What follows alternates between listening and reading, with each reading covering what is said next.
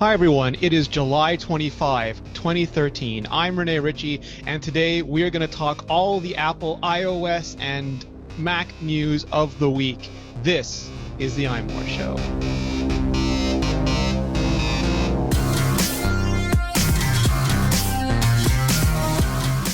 Joining me, as always, is our crusty, according to Twitter, Mac managing editor. How are you, Peter Cohen?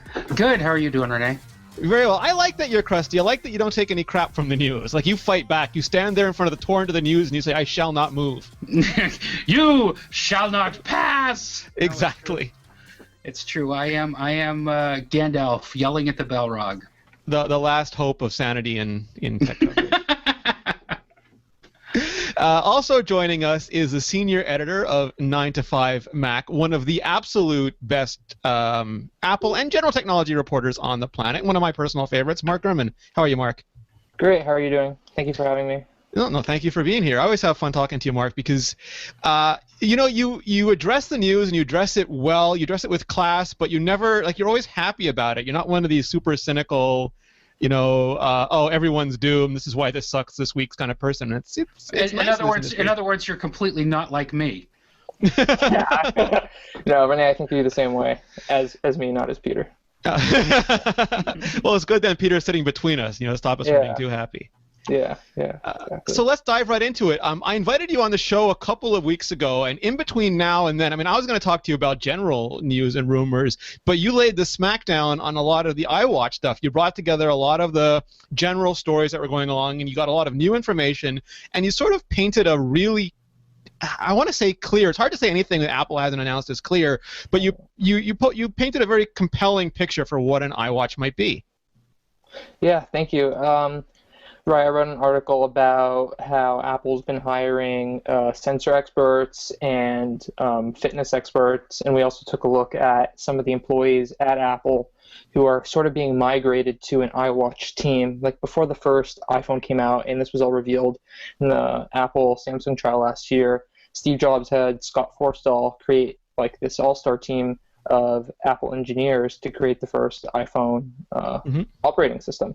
And I guess a similar thing is going on right now, and that's being led, we heard from, with Bob Mansfield, who retired for about a month last year and came back. He's leading that team with Kevin Lynch, who is an Apple VP.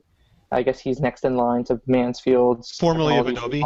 Right, yeah, from Adobe. He liked to run over iPhones, but now he's building them. And then James Foster, who's a longtime leading engineering director at Apple, he's a part of that. And what they've done is they've assembled people from the MacBook team who are really good with battery work, people from chip teams, for the watch. The chip that they're going to need to make is even smaller than something they put into an iPhone or an iPod. They've been poaching people from companies that specialize in super small microprocessors. And most interestingly, they've hired a good number of high-ranking people from sensor firms, it's a company called Accuvane, a company called Sesionics, a company called C8. And what they all did was they specialize in sensors that can read, some vital signs from within your body right through your skin in a non-invasive way. And just imagine being able to do that through a wristwatch. And, I think that would make a lot of sense for Apple to do in a world where there's Nike Fuel Bands, Jawbone apps. Why not jump in with a really integrated experience that just does what the current products do and take them to a whole new level? Basically what the iPhone and the iPad and the Mac all are known for. Yeah, I'm curious to get Peter's take too in a minute, but there's two kinds of thoughts that immediately come to mind here. And one is that it's interesting that Apple's going forward with this project because they're highly selective in the projects they can do. They always say they want to find an industry that they feel is ripe, that is ready to go mainstream, but is lacking the innovation or the direction or the experience to do it, and they want to really be able to contribute.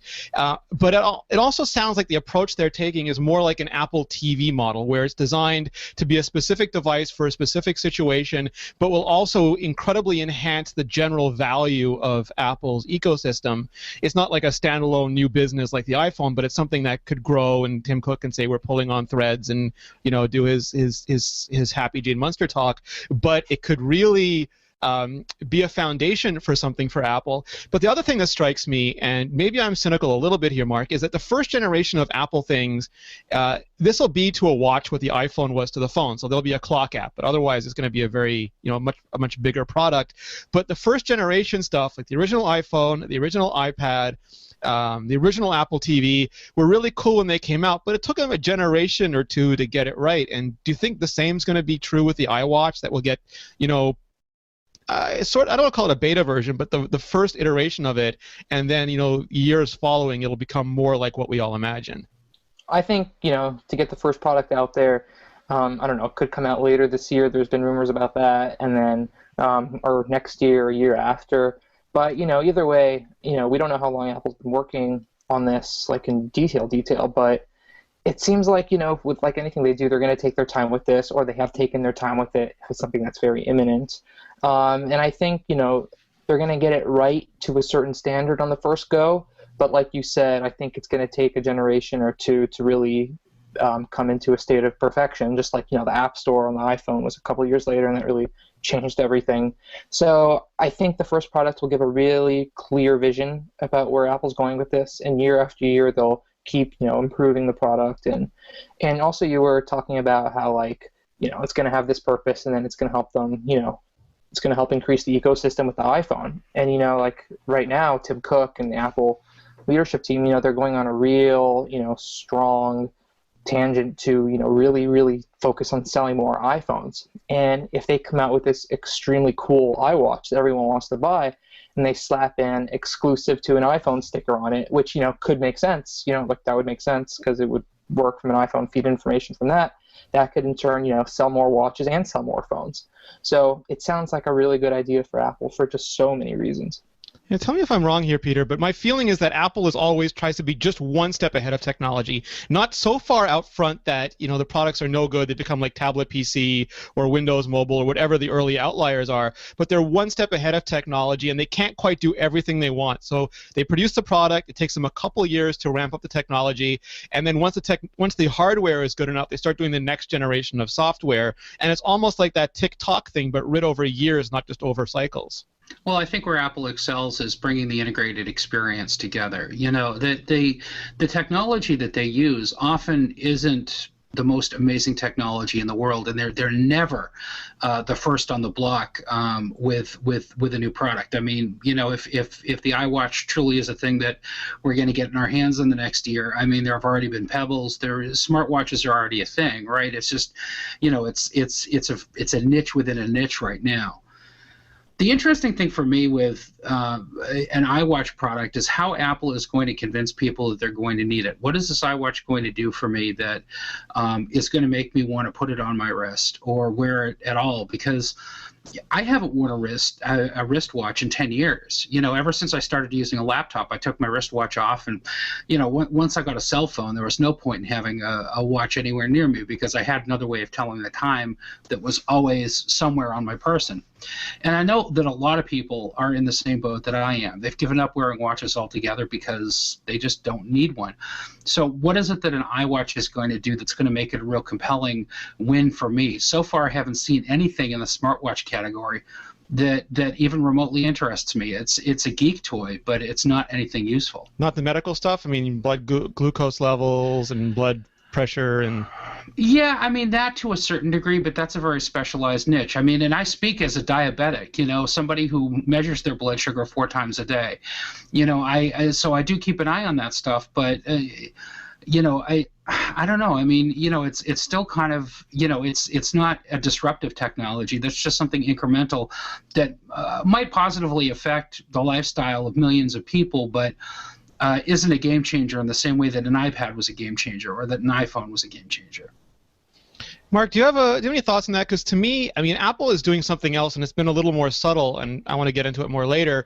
But iOS has sort of been creeping. Like, it crept onto the Apple TV, and then with AirPlay, you can start pushing a lot of interface to the Apple TV.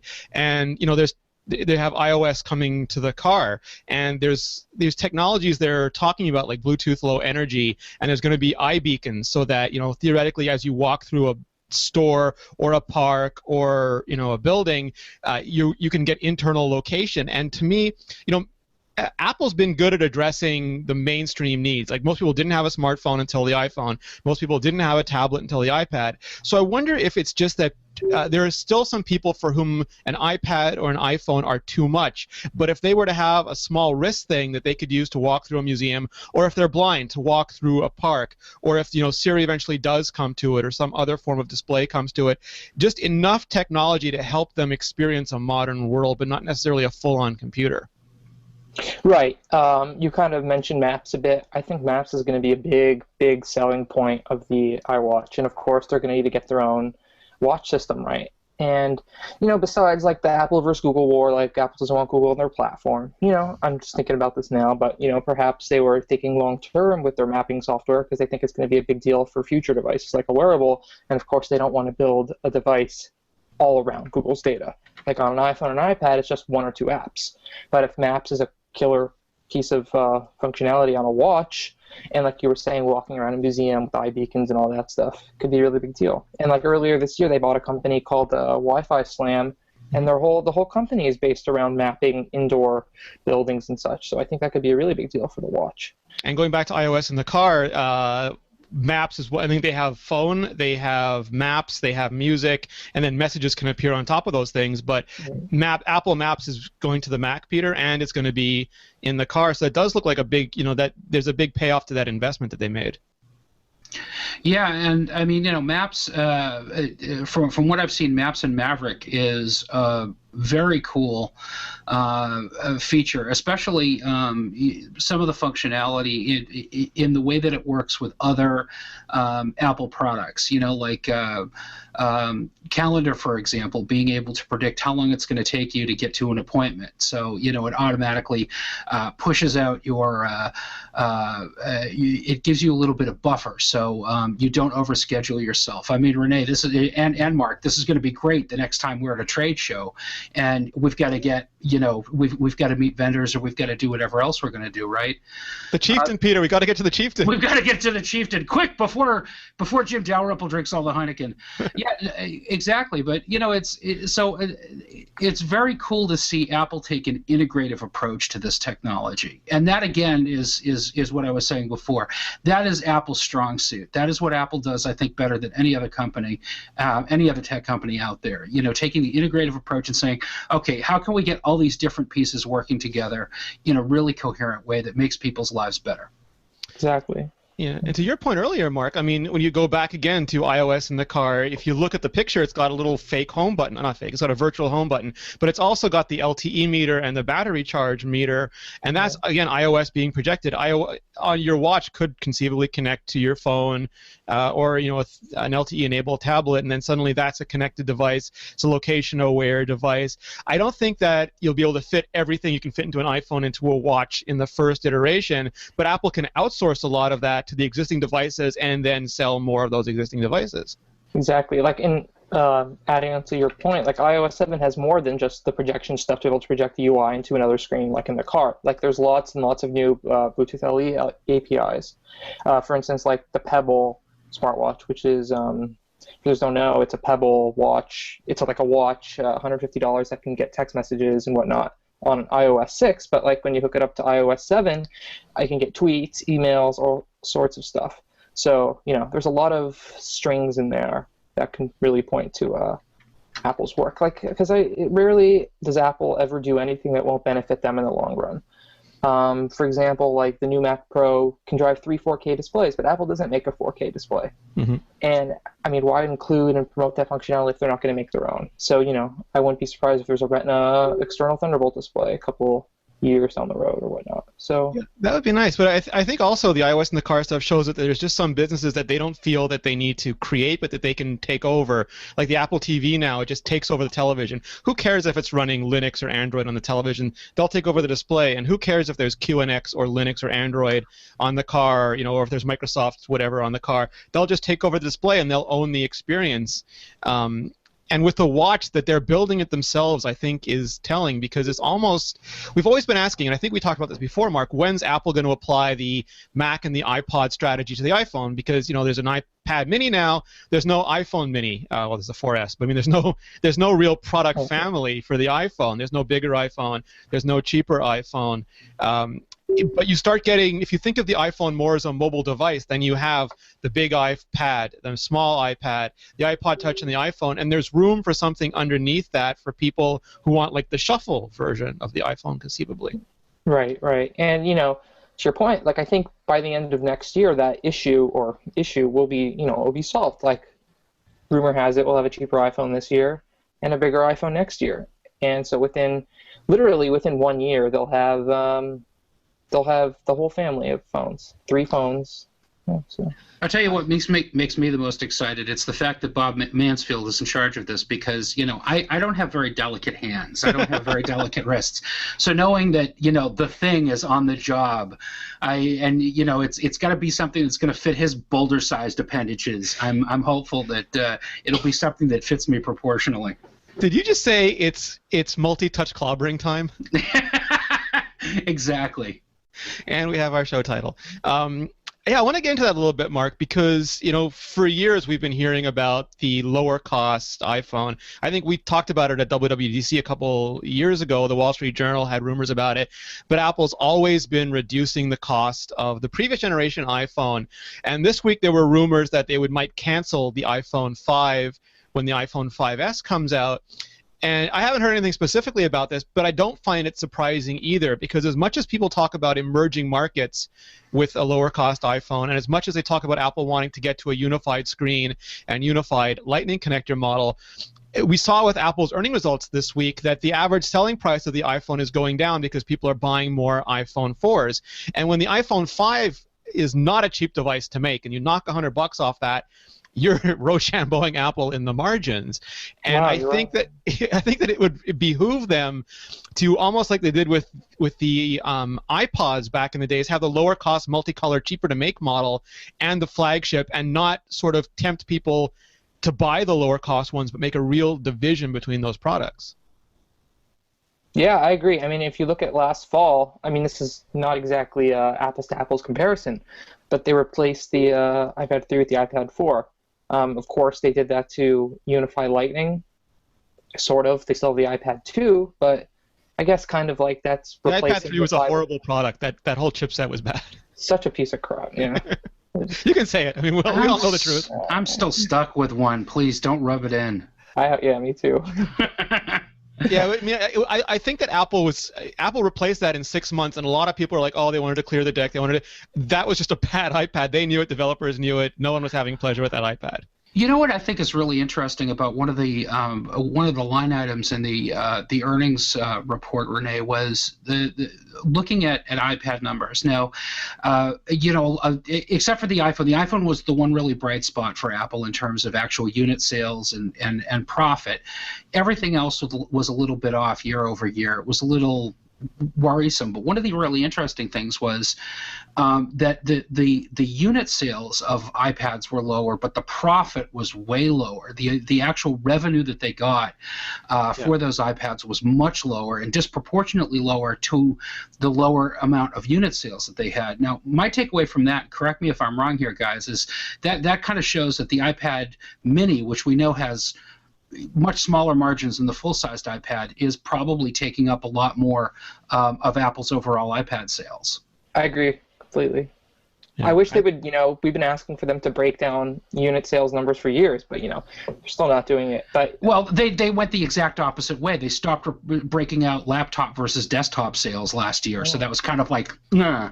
But they never did that for iPods either. I mean, Jim mentioned this the other day. There was an analyst that every year would say, what's the iPod breakdown? And they'd say, we're not telling you. Go, okay, thanks, guys.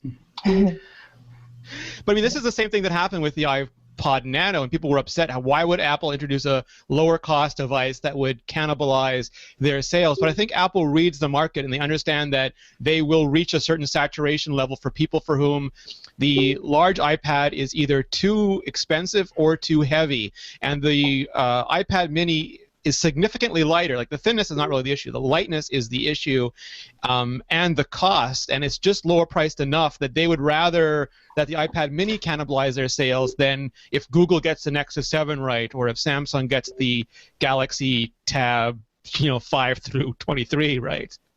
So I guess the question going forward is how can Apple improve the margins on the iPad Mini to, make more money off of it than they're making now? Well, I think you raised that point, Peter. I mean, you were talking about, I think, if they go Retina, and I know they're working on a Retina, they have a Retina prototype. I don't know when it'll be, and I believe right now it's still battery life. That's their big problem. But whenever they nail that, that's not going to help them with their margins. But you were wondering whether services and software were going to start becoming not an equalizer, but at least a hedge for Apple. Absolutely, because let's face it, Mac revenues continue to drop, and if the rest of the industry is any indication, that's not going to turn around anytime soon. So Apple's got to make up the difference somewhere. Sales, software and services seems to be where it's at. And those are surprisingly going up. Like the iTunes number that they announced the other day was huge, totally unexpected. I think they even said that beat their expectations. So I think Peter, you're right. Profit. Right, and they don't even push that. They don't even push that as much as the hardware. So well, for years, Apple was telling us that that they're not in services to make money. That as far as they're concerned, it can just be a break-even proposition for them. It's really there to push hardware sales. Exactly. They haven't been saying that for the last couple of years. Yeah, and it's not realistic anymore. To your point about the margins falling in the Mac. Right. Especially when you hear the numbers that Apple trumpets about the billions of apps that get downloaded. You realize Apple's got a fairly solid profit center here because they're making 30% off everything that gets sold. And they're not really driving a Ferrari. Yeah. Yeah. They need to just exploit that more and really, really just keep pushing the services thing because, like Peter was saying, got to make up somewhere.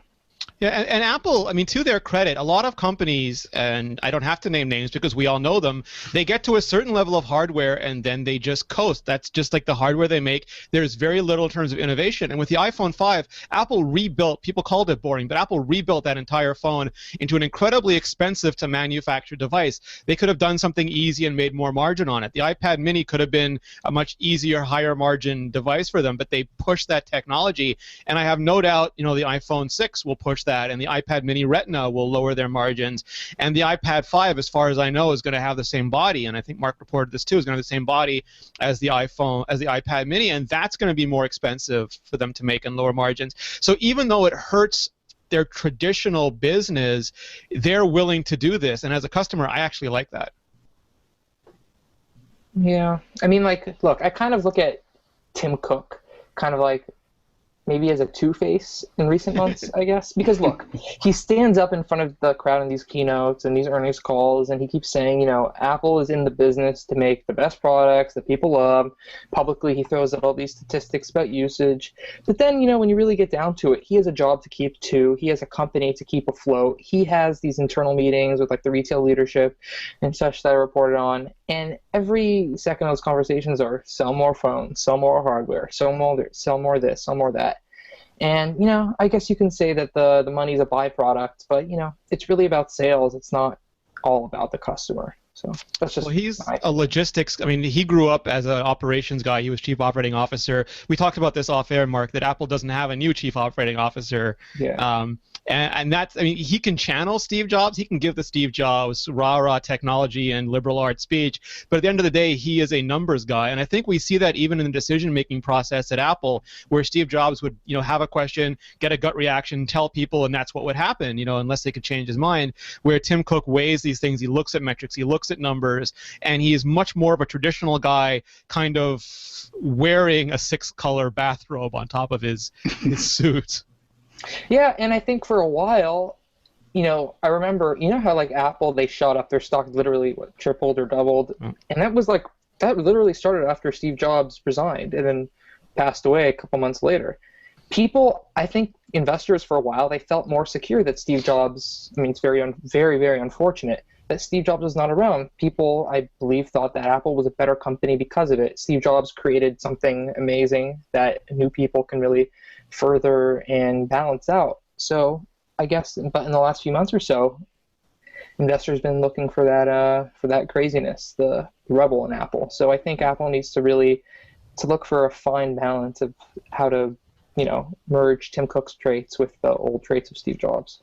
I feel like Apple is on a tight deadline because it's been 3 years since the last major disruption. And it seems like, especially for the past year or so, we've been seeing a lot of Wall Street analysts and investors kind of tapping their watch going, okay, guys, what have you done for me lately? It was the iPad. Before that, it was the iPhone. And before that, it was the iPod. But, we want something else. So I think Apple's got to come to the table with something to get those idiots off their back. But doesn't that just feed the idiocy? I mean, there's a limit to how many. So let's, like, the minute, and we all saw this, Apple's going to make a phone. Apple introduces a phone. Apple's going to make a tablet. Apple's going to make a tablet. Apple introduces a tablet. Apple's going to make a TV. Apple's going to make. Where's the TV? Oh, Apple's going to make a watch. The minute they announce that watch, I swear Gene Munster's going to ask for the television. And the minute it is a television, they're going to ask for the car. And it's like your kids. Once you let them be the boss, they will never, ever give control of the family back. Yeah. Yeah, I mean, there's some truth to that. And it's actually a really unique position that, the Apple rumor and speculation ecosystem is in right now. I mean, like, there's two impending potential innovations or game changers out of Apple over the next few years or so. And I think it's going to all be all about striking a balance and releasing them separately. iPhone, then 3 years later was the iPad. What if the watch is next year and then the TV is only 3 years after that? I mean, are they really going to put all their eggs in one basket? That's not a good idea. They have multiple aluminum baskets, Mark. No, you're right, and I'm not suggesting that they need to do it. What I am saying is that investors have been expecting them to do it. Oh, I completely agree with you. Yeah. As far as I'm concerned, most of those guys can just pee up a rope. But it's at the end of the day, it does affect Apple's valuation on Wall Street. And I know that Oppenheimer and Cook downplay that, and but it's got to gnaw at them at some point or another because it makes things very uncomfortable when it's time to talk to the investors. Yeah, we gave you billions. What do you people want from us? Yeah, exactly. Well, I kept saying that Apple's not doomed, Wall Street is doomed. I want to transition us slightly to talk about, the competition because right now it's the era of Apple and Google and, Facebook maybe, Amazon maybe, but really Apple and Google are pushing the agenda right now. And Google had another event yesterday, and they announced a new tablet, which is pretty much a better version of the last tablet. And they announced this Chromecast, which is a $35 device. You plug into the HDMI port of your TV, and it's sort of like an Apple TV, but not really. But it shows me that, one, there's absolutely no product category that Google is not going to try to take over in technology. And two, that they are such different companies because as much as Apple values devices and tries to commoditize software and services, Google is still, their rhetoric was, this works with any device. It works with iOS, it works with Android, it works with Chrome on the desktop.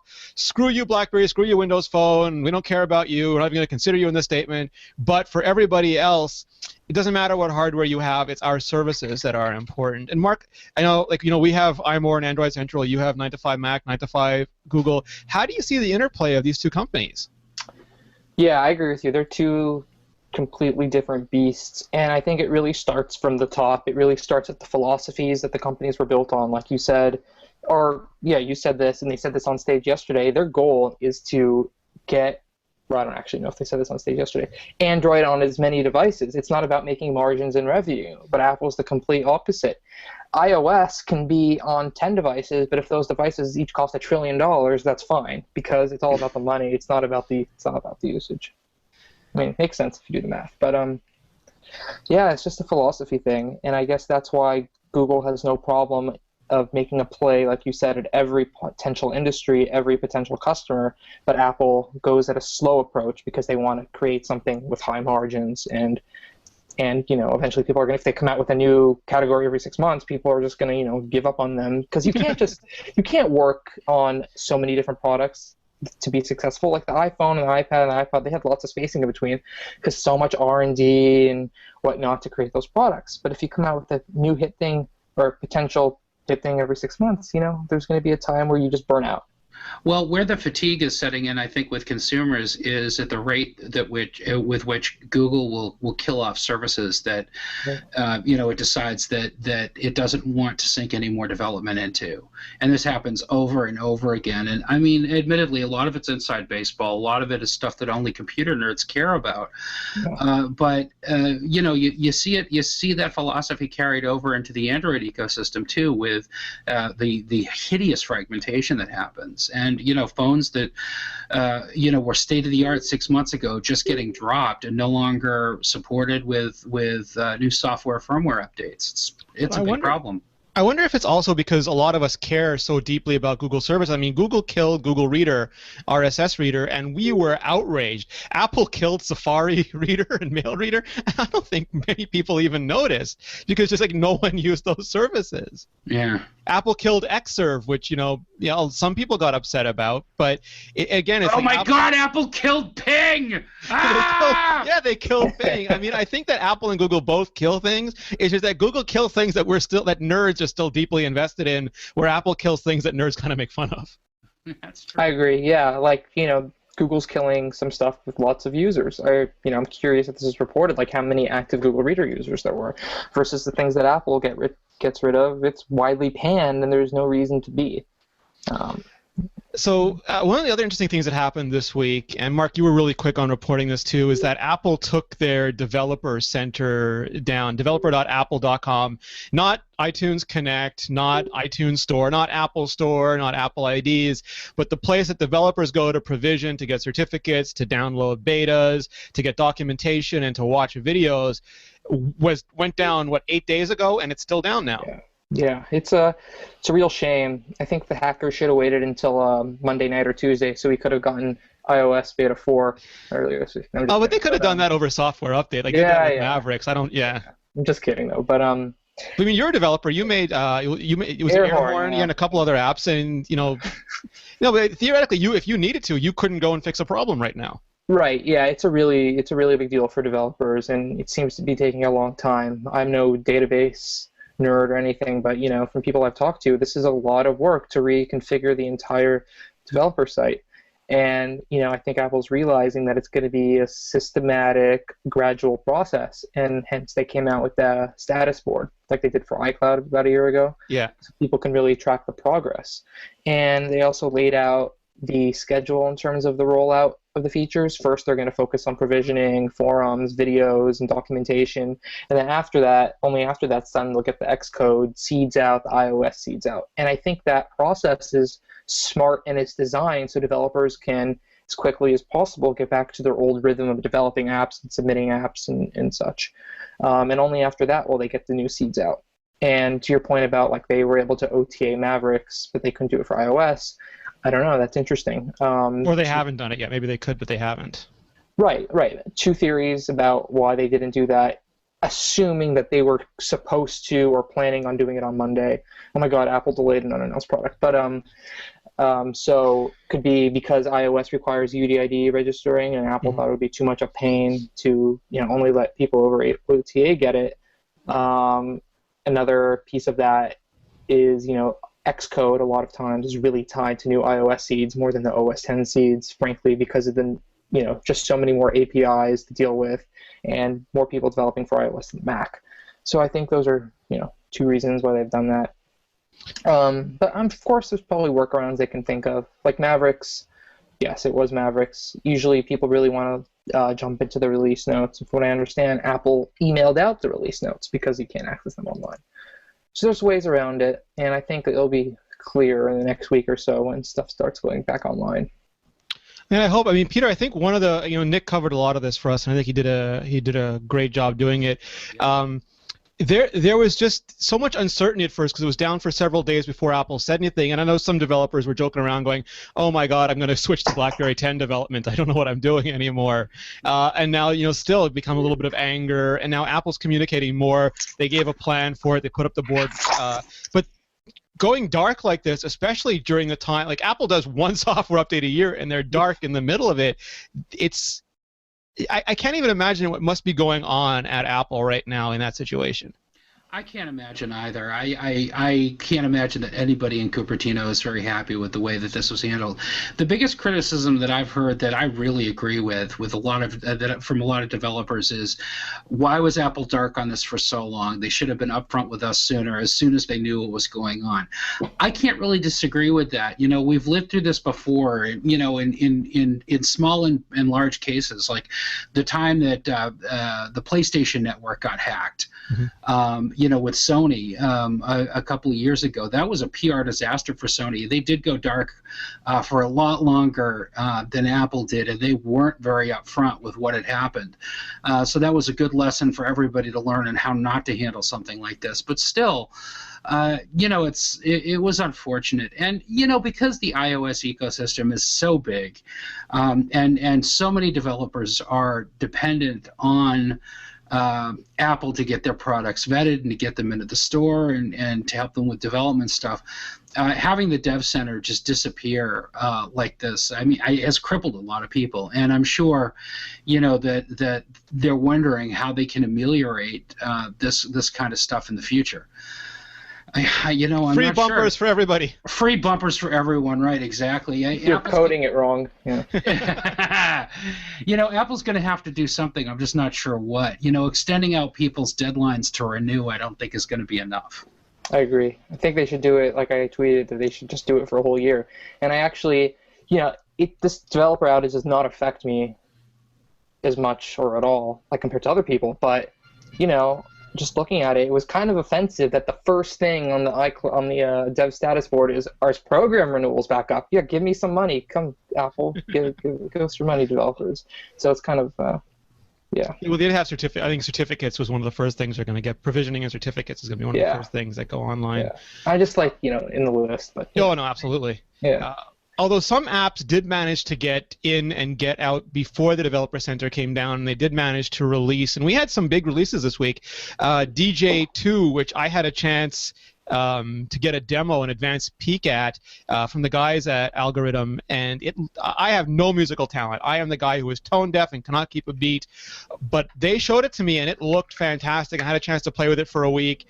I actually started using it as a music player because it's just, to me, this is skeuomorphism done right. You have like the turntables, and you can see the grooves in the records, and you can see where they took the sound waves and they've colored them, so you can see different instruments and voices coming in and coming out. I don't know if you guys have any musical interest at all, but I thought it was a really good way to sort of make a really complicated thing really accessible even to completely incompetent people like me. Yeah, I agree. I was playing.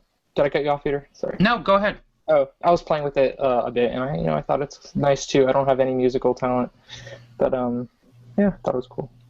Yeah, I've got none either, but I've played with the original DJ enough to know how cool it is. And some of the stuff that you were talking about in your look at it, Rene, really blew my mind. Like, you can actually they've actually differentiated the groove patterns in the records. Yeah. That's just, I mean, that's taking skeuomorphism to a new level.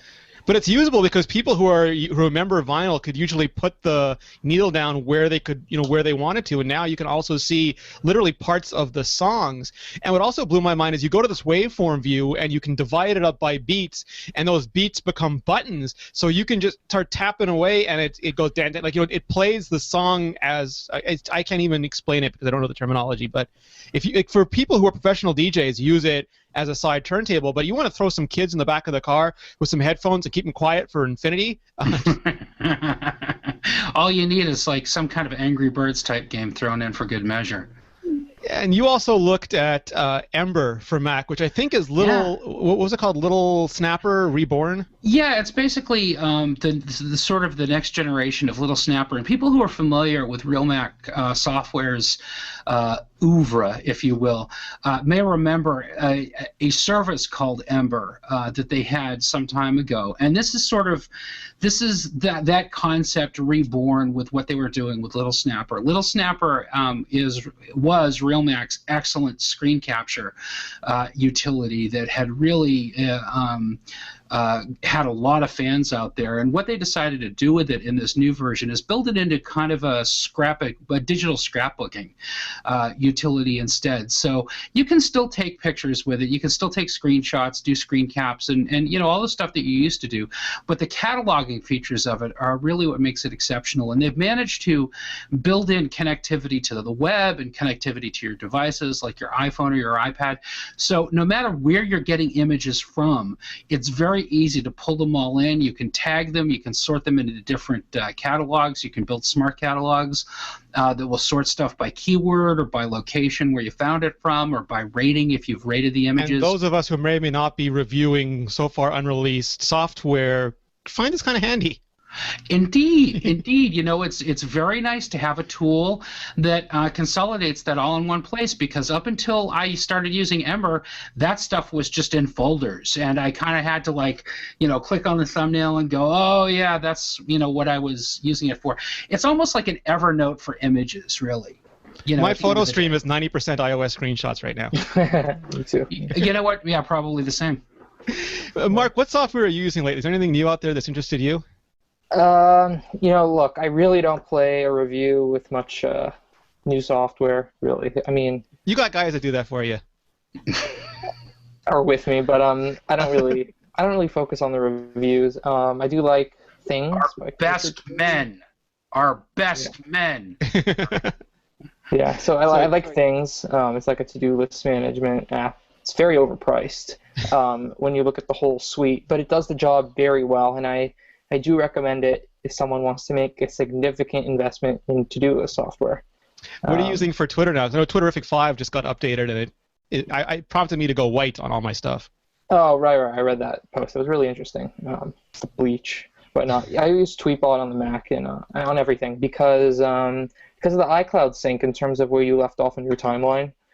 That's the only thing that I really Mine enjoy never about works because I'll go to my Mac and I'll start reading a tweet and suddenly my screen will scroll to somewhere else. I'm like, I was just reading that thing. Really? Yeah, the sync is slow enough that I forget that I need to sync it. But so this is my question for you, Mark, because it came up. Gideon Mayhew of the Icon Factory wrote this post about how they're trying to do a new version for iOS 7, and if they release it as a new app that only supports iOS 7, what does that mean to customers? Because theoretically, all these apps are going to have to update to look more like iOS 7, or they'll look outdated or just plain wrong, and people might switch to new apps that better fit the design language of iOS 7. But at the same time, people don't want to pay for a new app that's $1 more but is hugely functional. And I ran this on iMore, and people were saying, I'm not paying for a new app. And I don't like. They'll pay for coffee, they'll pay for hamburgers, they'll pay for Smurf berries, which I always say. But do you think developers are going to have a tough time selling people iOS 7 apps? Look, I really, really support developers, and they deserve all the money in the world. But in terms of just strictly from a everyday consumer perspective, if you look at iOS 7 and the UI changes, I mean, this is not the first time Apple has done something to a device or an operating system in the history of iOS and the iPhone and the iPad that was a major change that developers needed to support, or else they become outdated, like you said. There was going Retina, there was supporting the iPhone 5 display. Mm-hmm. And I just look at iOS 7 as one of those things. Did any developers make a whole new app or charge more to support the iPhone 5 display than any of them, make a whole new app just to, upload new graphic sizes for the iPad and iPhone Retina displays? No, they didn't, as far as I know. Maybe a few did. But I look at iOS 7 design changes as very similar to that. So, you think it would behoove them, like if you are a developer and it'll be expensive to redesign your app and apply blur and parallax and all these things, to sort of wait and bundle it into a feature upgrade, because that's a good way to kind of recoup your costs all at once? Are you talking about if they were already planning on making a huge feature 2.0 release to charge and just bundle in that? Yeah, I think that's a good idea too. But We'll see. We'll see when iOS 7 comes. I don't really look at the UI changes as critical as going Retina or iPhone 5 display because, then again, these are full-screen app devices, and it doesn't affect it. I have absolutely no negative effect using my iOS 6 UI apps on my iOS 7 iPhone. It does not bother me whatsoever. But apps that are not optimized for the iPhone 5 display or on a Retina iPad, non-Retina apps, that is bothersome. And I think I look at it as completely two different things. So I think we'll have to wait to see until everyone gets their hands on iOS 7. So I think we'll have to wait until the fall to Peter, really get any a strong good... feelings on whether those green felt apps will look out of place? Oh God, the sooner they're gone, the better. Yeah. Yeah, I'm getting so irritated now seeing like the little torn pieces of paper on calendar. I want it all gone. It's making your eyeballs bleed.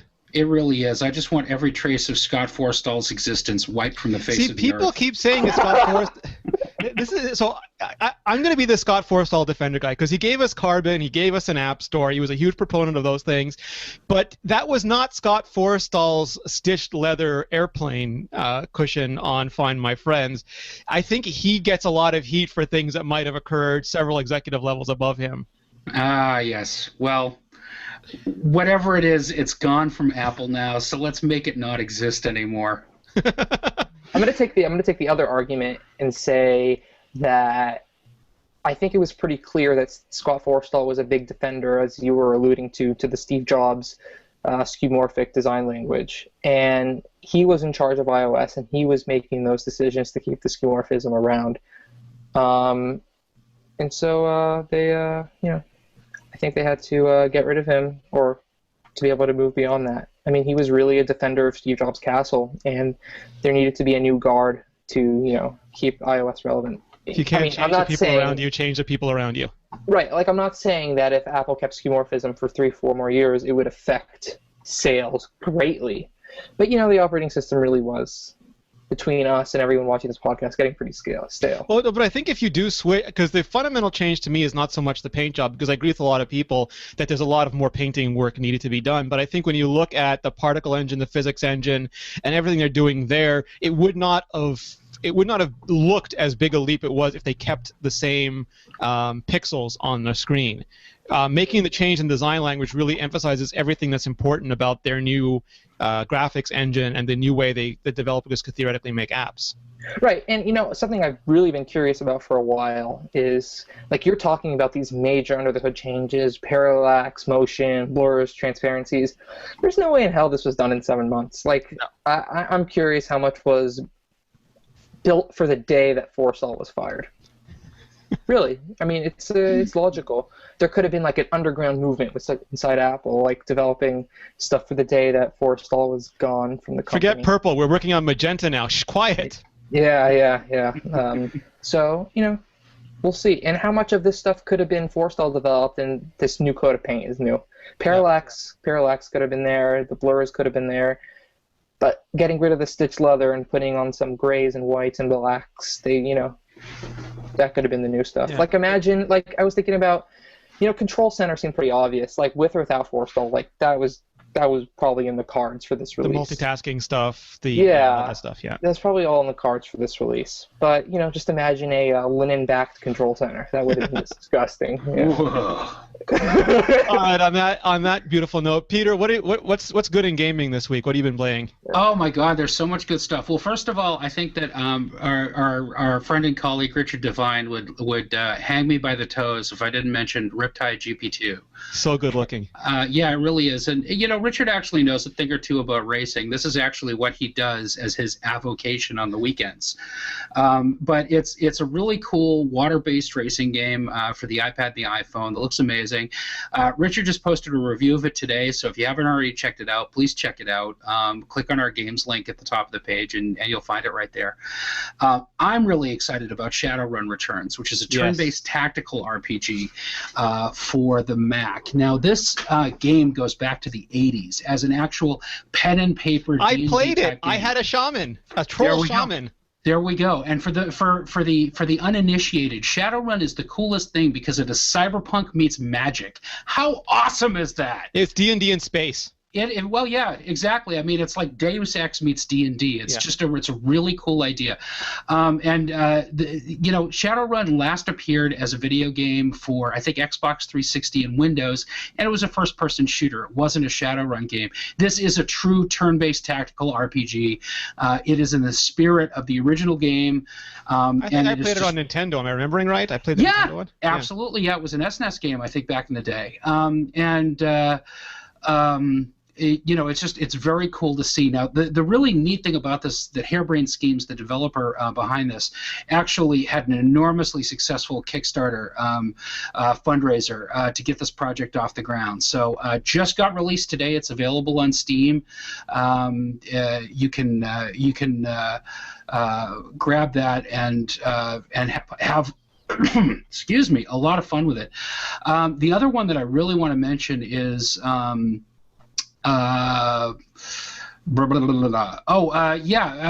Catan.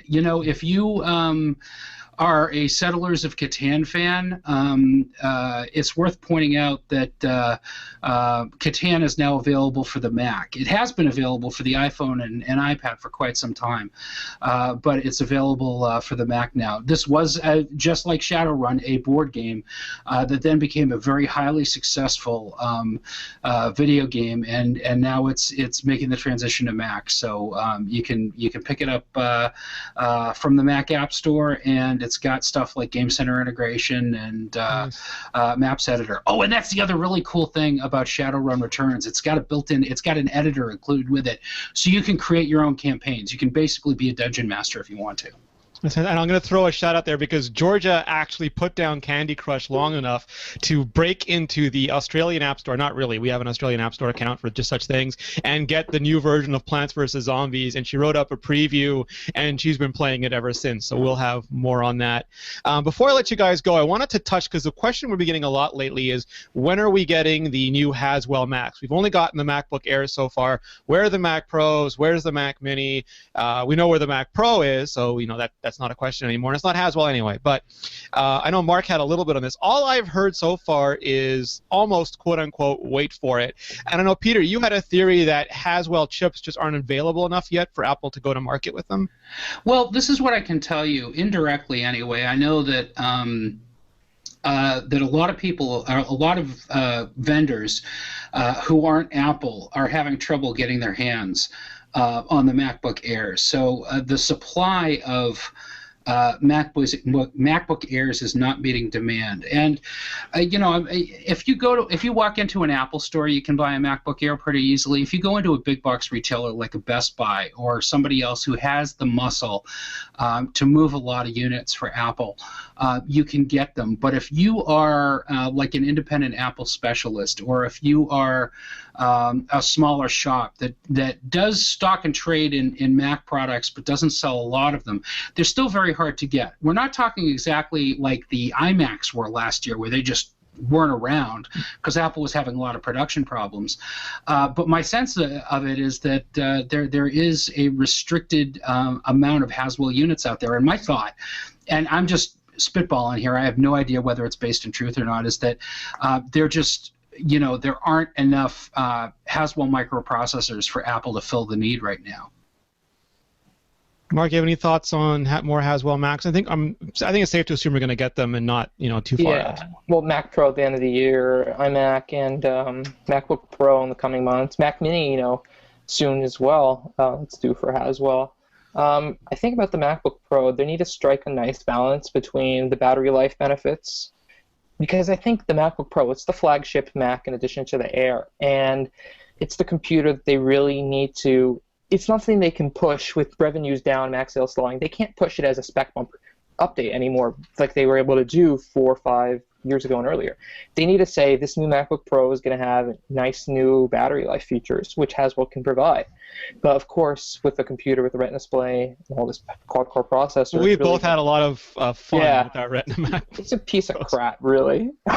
Well, like Peter will say this too. It's the best computer I've ever known, but it has certain fundamental flaws. Like that GPU is just not good enough for that Retina display. Yeah. It kills me. It kills me. It's like putting bad tires on a Mustang GT. I mean, come on. It just hamstrings you.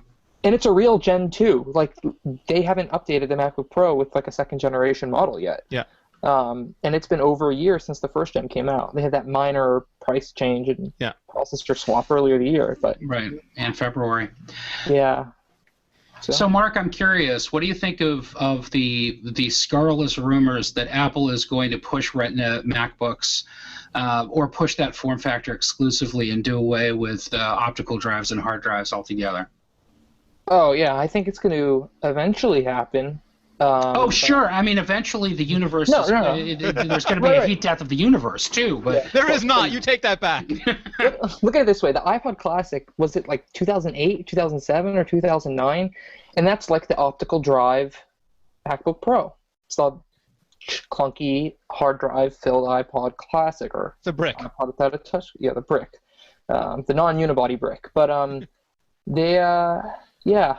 we'll see. I think Apple tends not to end-of-life things, but to obsolete them. And at a certain point, the new stuff becomes so popular, the old stuff can just disappear. Right. I think it's a matter of pricing. If they can get the Retina MacBook Pro pricing down... Okay, look. The day that the Retina MacBook Pro can cost the same as a non-Retina MacBook Pro of today, it will happen. Just like the iPod Touch is not going to be at $249 for 128 or 160 gigabytes until a couple of years from now. And I think that's why the Classic is still around. The Classic will be gone if they can do 128 gigabyte Touch for $249. But like at the rate, if they do 128 gigabyte iPod Touch, it will be $300, $400, $500. That's what I'm waiting for. I've still got a Classic because it's the only thing that's big enough to hold my entire music collection. You know. Exactly. But in 3 years, pricing will tell us that it will happen. Apple's only real enemy is time. Yeah. And margins. And margins. Yeah. Mark Gurman, thank you so much for joining us. Where can people find out more about you, and where can they find more of your writing? They can follow me on Twitter at Mark Gurman, and I write at 9to5mac.com. And right now, Seth, I believe, is on vacation, so you're just changing anything you want willy-nilly, right? He's not aware at all. I actually think he's watching the show. So. Nice. Bye, Seth. Yeah. Peter, where can people find out more about you?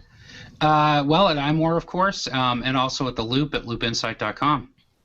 And you can find me at Rene Ritchie on Twitter. You can find Peter, I don't think you said it, you're at Flarg on Twitter, right? At Flarg on Twitter, yeah, Flargh. You can find me at Rene Ritchie. You can find me on iMore.com. You can find more of our shows at mobilenations.com/shows.